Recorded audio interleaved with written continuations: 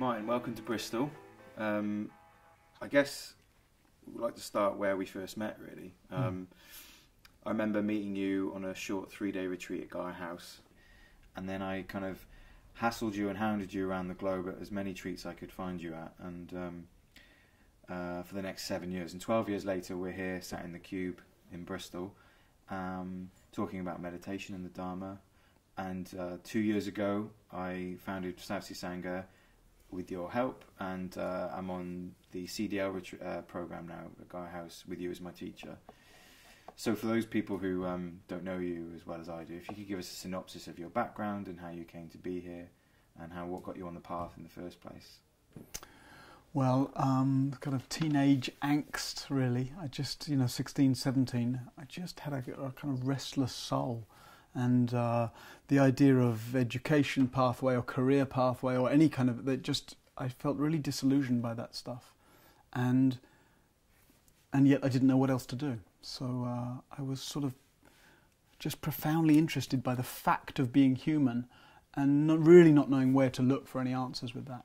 So I took off travelling. I hitchhiked around Europe. I went to the Middle East for about 6 months, and I kept meeting people who'd been to India, and somehow got the impression that India held all the answers, and somehow it did. So I came back and worked for a few months, and then 19 years old, I got a one-way ticket to Delhi, and I went with no luggage at all. I just went, in a t-shirt, and I moved around a little, but then started to discover meditation practice. And really the first time I ever sat down to really listen to teachings, within a very few minutes it was just abundantly clear to me, like, oh, this is what I've spent my life looking for, and that this is what I'm going to spend the rest of my life doing.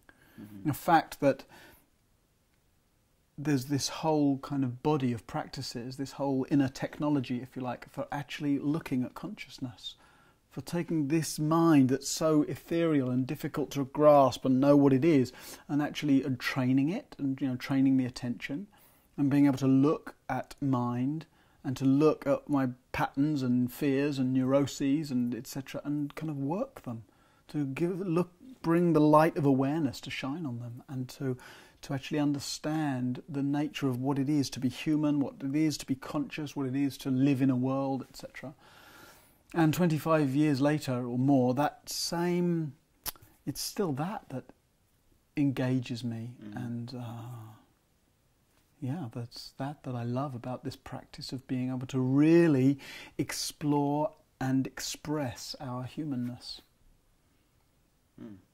And like you said, 25 years later, you have two older teenage kids, or young adults, and your wife Gail, and you live in Moulin in France, where you run a retreat centre. And I'm just wondering, as someone who's himself just become a father, how the Dharma and what you do at the retreat centre, what you do in life, has kind of rubbed off on your kids in any way? You probably have to ask them. I never wanted to sort of inflict practices or teachings particularly on my children. And yet, of course, growing up in a Dharma centre, residential Dharma centre, so where they've nevertheless sort of really grown up in the water of that somehow, it's been in their blood. So they both, there's elements of that they both liked and found useful, and of course elements that they've had to, push against just to separate from their parents, to sort of that sort of teenage sense of finding their own identity and their own interests and their own purpose somehow. Mm-hmm. And having said that, both of them actually, my son, who's 19, is just about to do his first kind of longish, sort of 8-day silent, intensive meditation retreat, starting in a couple of days. And my daughter's also, has an ongoing sense of a practice, and so that's very gratifying to me. And growing up, like I say, it's, rather than trying to make them meditate or chant, etc., the thing that I most was interested in was supporting them in their growing up to really be able to be contactful with their own experience, because that's the heart of Dharma practice, right?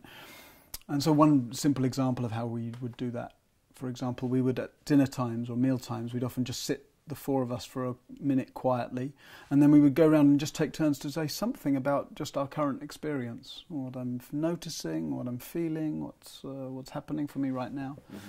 And, you know, just digesting where we were a little bit. And even though the children were often bored by that, or would, you know, roll their eyes, oh God, not that silent minute rubbish again, you know. Actually what happened was they were getting that, even if they didn't participate very fully sometimes, they got that modelled by Gail and me, you know, that sense of making contact. And I really see how that's been incredibly supportive for them in having a certain emotional fluency, a certain capacity to recognise and relate to what's happening for them, capacity to know what's happening and be able to kind of to make room for it and to be able to speak about it.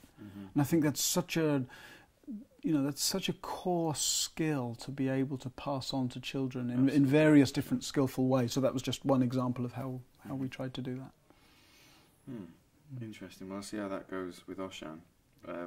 He might be a little young, but so a key teaching that the Buddha talked about with this business of being human and the engines which can lead to our unhappiness was this of the three poisons, the greed, hatred, and delusion talk, and how this practice kind of goes against the stream of those things. And when I first met you, I remember you talking about these three poisons, but in a different way. You named them demand, defense, and distraction, and I really appreciated the renaming of those things, because at the time the greed, hatred, and delusion sounded a bit dramatic, and I could really appreciate your version and how it kind of resonated with me in my life. So could you just touch upon how these three factors play out in our lives and their roles in our unhappiness? Firstly, maybe just a note about the languaging of them then. Because, like you say, it can sound a bit monolithic, like greed, hatred, and delusion. At least to me, they seemed rather sort of concrete terms. And of course, what we're really interested in is the effect those things have, how we might be meeting our experience through a greedy mind state or a hateful mind state, etc.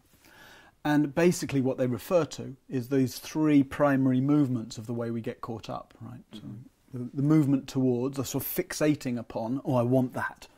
Right? The demand, making demands on our experience, I want that. And then the movement away from, getting fearful or resistant, the defensive movement, oh, I don't want that. And then the movement of just kind of like losing ourselves, spacing out, getting lost in distraction of one form or another.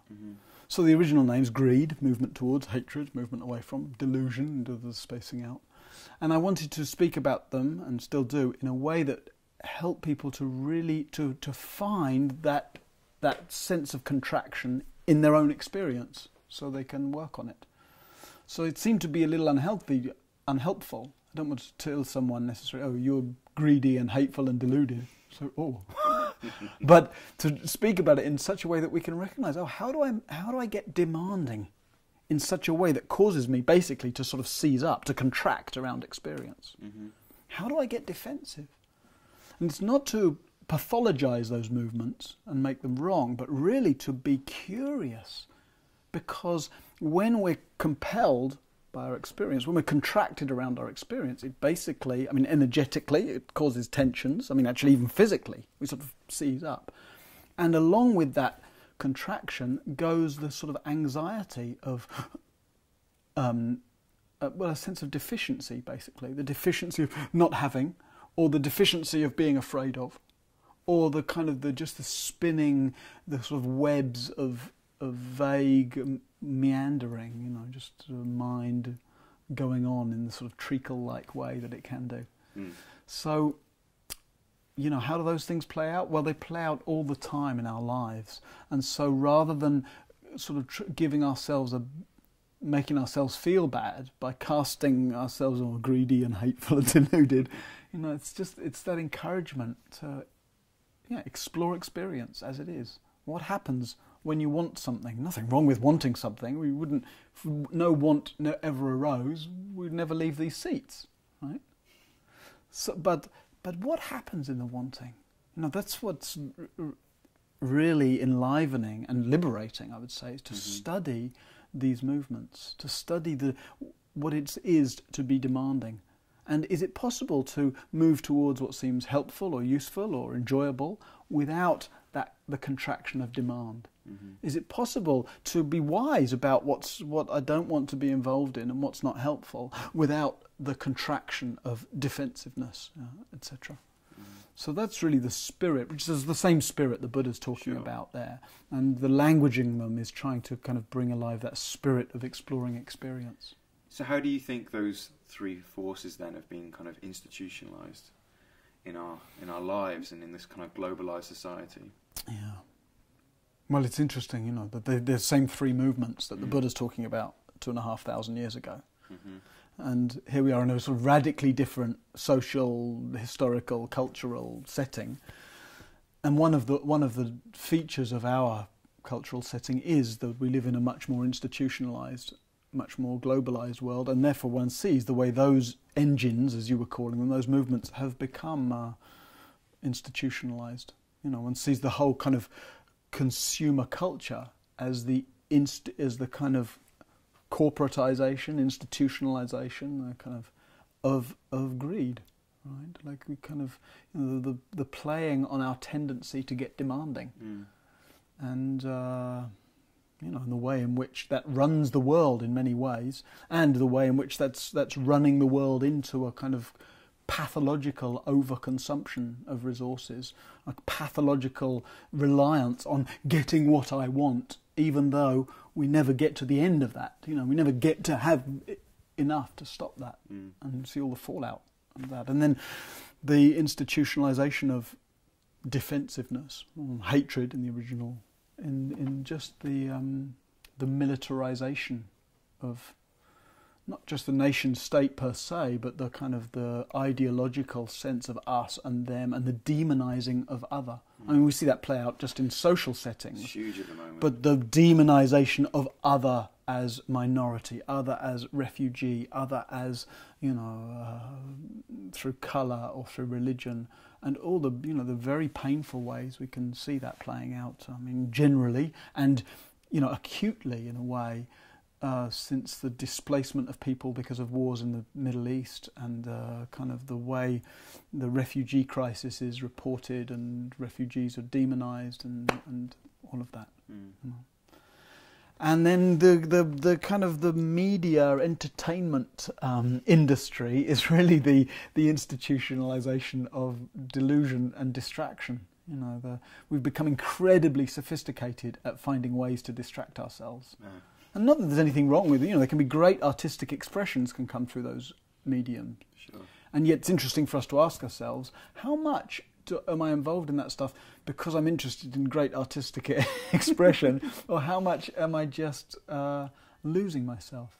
I mean, I also think they can be, distraction can be a healthy force, right? It can be helpful to just, to give one's kind of restless mind a break in some way, and just the enjoyment, entertainment, etc.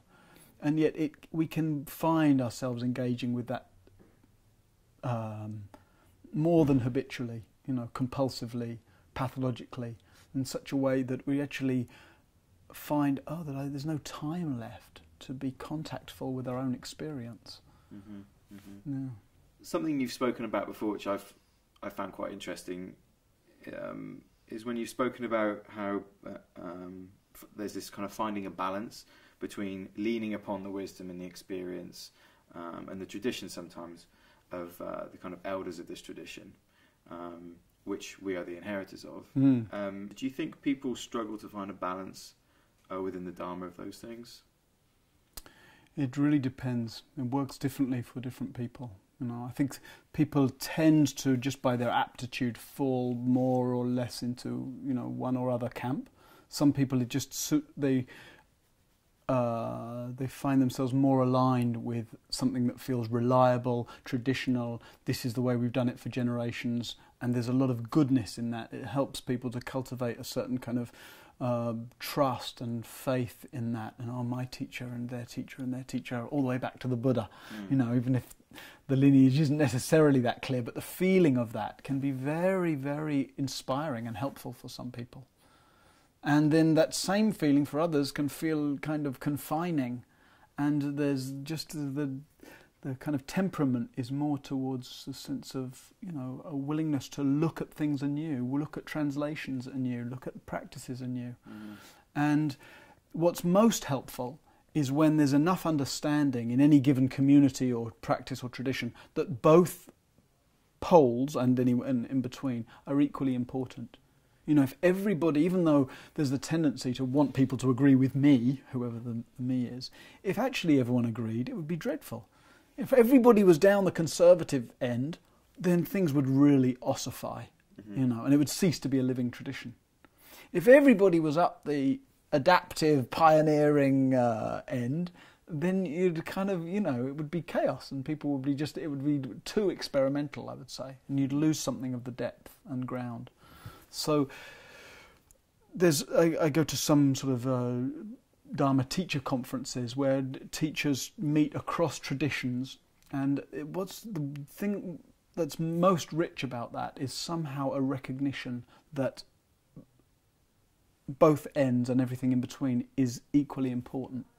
So in terms of people struggling with that in their own practice, I would say to look to your temperament. You know, if you're somebody who tries a bit of this and tries a bit of that and goes to see this teacher and tries that different practice, and you get thoroughly confused by it, then it might be helpful to just stick to one thing. And yet for others, you know, and that's sort of the spiritual adage of, oh, don't dig many shallow holes, you've got to dig one deep hole. Okay, yeah, it's true. But that one deep hole doesn't, for everybody, just come from doing one thing. Sure. Somebody else might be doing one thing, and it actually has a rigidifying effect on the mind. And as soon as you find yourself thinking, this is the best way, my teacher's the best teacher, this teaching is the best teaching, there's some rigidity. If you love your practice and your tradition, love it by all means. You know, but see if you can love it without blinding yourself with the view that it's the best. There is no best way. There is no right way. You know.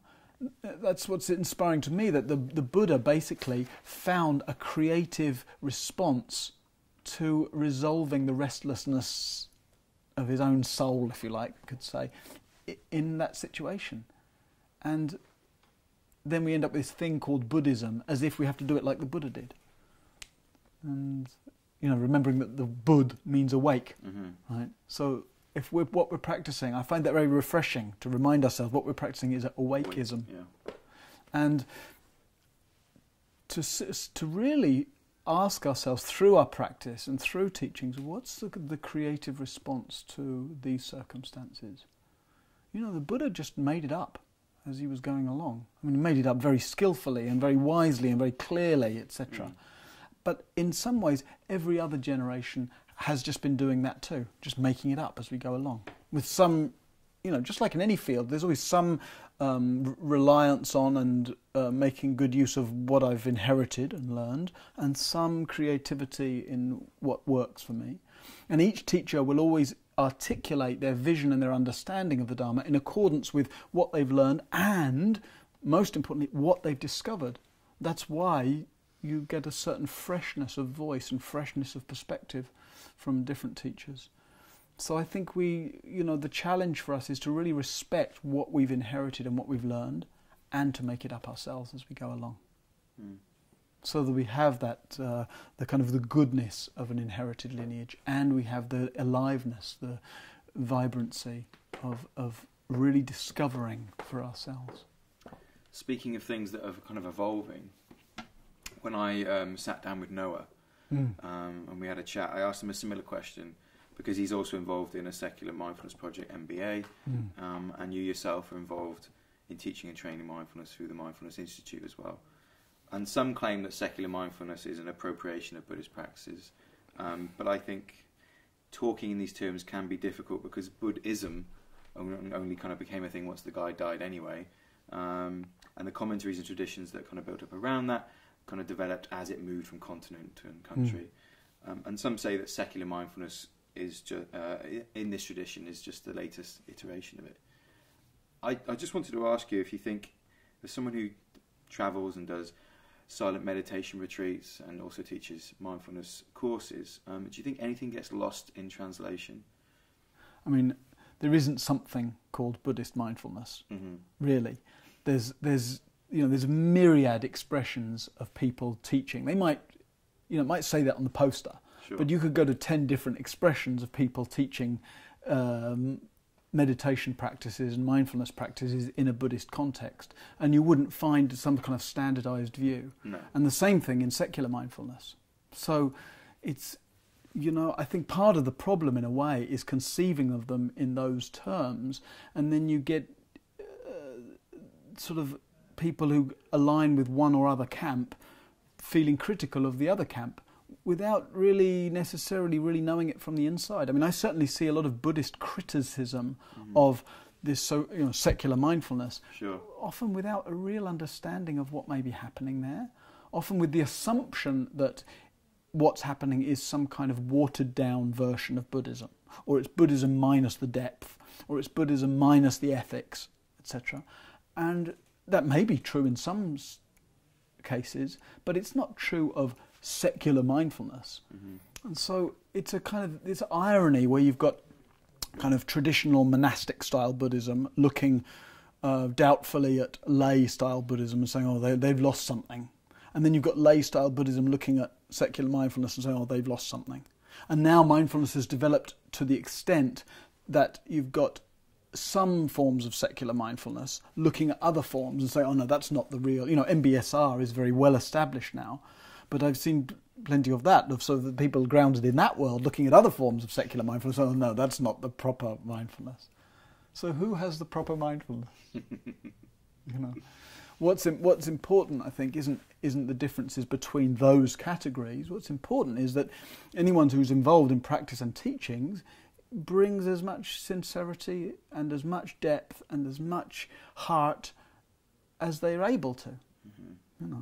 Now, finally, as two cisgendered white men sat around talking about meditation and the Dharma, I just want to bring in the topic of ethnicity and diversity and white privilege, and a term that kind of seems to be working for me at the moment is this idea of white mindfulness. And it's a conversation, as you know, that we've been having at Southsea Sangha, encouraged by yourself, and thanks to people like Rod Owen and Kyoto Williams, is a conversation Sanghas, in particular in America, are having more often. I was curious, as a white male Dharma teacher who travels and visiting Sanghas and meditation centres, what is your impression of the thoughts about this issue of diversity and inclusion within the places that you teach and that you visit? Well, firstly, the awareness around it differs from place to place. Sure. Country to country, because I've travelled a lot. And not just the awareness of, but the situation has different kinds of charge in different places.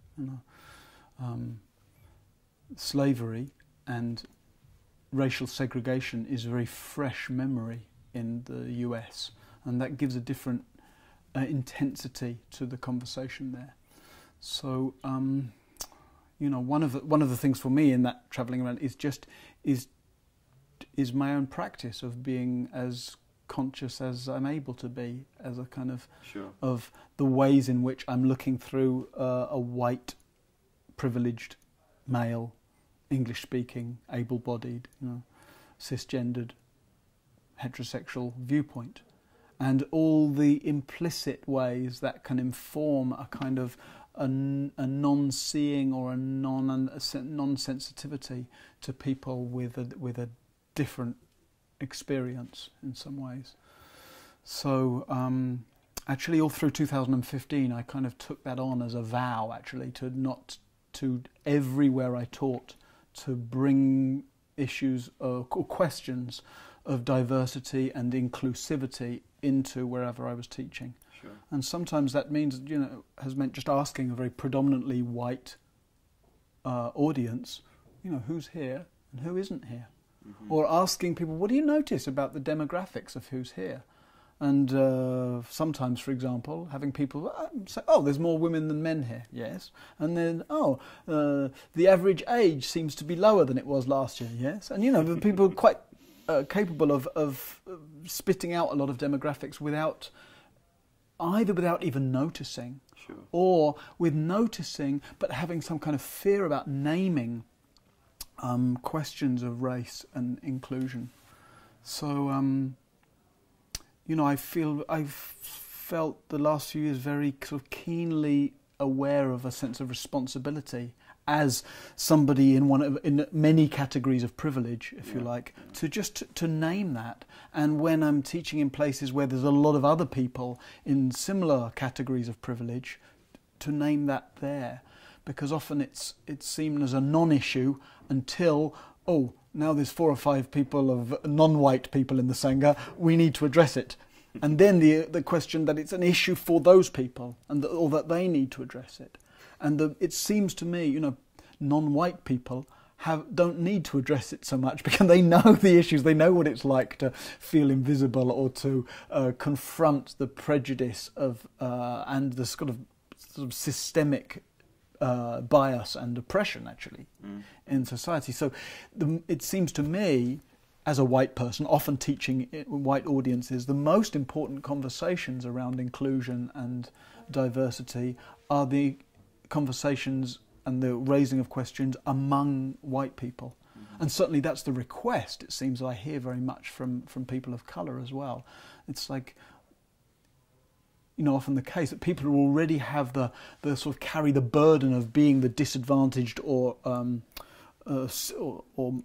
marginalised population, then are given the additional burden of having to be the ones to kind of bring up those imbalances. So I feel like that's something that's, really is a mindfulness practice, if you like, but also is a kind of urgent and important and painful kind of cultural responsibility that we have as people with a lot of cultural privilege categories, if you like. And you obviously lead retreats with Gail too. And I'm just wondering how that experience has differed, being, a team of a black and white teacher in front of predominantly white yogis who may be blind to their white privilege and their whiteness. If that experience has changed by having that kind of... I don't think having Gail as a woman of colour teaching changes. I don't think that in itself wakes white people up. I think it's helpful in terms of allowing non-white people who come to a retreat to feel a certain relief or gladness that they see themselves in some way represented in the teaching seat. That's where it's very valuable. Yeah, but expecting white people to wake up just because of the sight of a brown or black person is a little optimistic. So. It's heartening to be able to, and I can see it on people's face sometimes, and Gail certainly notices it. Sure. A sense of a relief, especially if someone of colour comes and hasn't known that the person, Gail's name on the sheet is a person of colour. And there's a lot of waking up in Sanghas, I think, to do around that. Just in terms of, for instance, how Sanghas design their website and their publicity materials.